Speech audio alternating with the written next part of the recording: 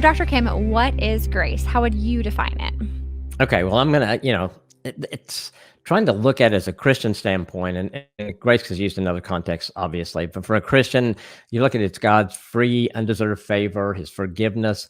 It's given to us because we are sinners, and it's in salvation and the blessings He gives us, and it's just freely given to us. And so, if you put that in my words, it's like God loves us so much that His plan was to do that and to be that. So in marriage, it's showing the same grace to our spouse that God shows us.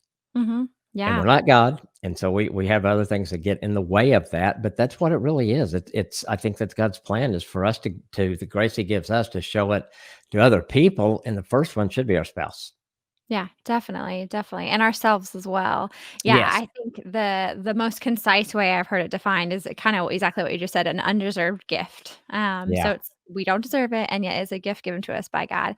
And I guess what I want to talk about in this podcast today is accepting God's grace and walking in that, and being kind to ourselves because of that. Because obviously, it's God who gives us the grace, right? He's the one who Absolutely.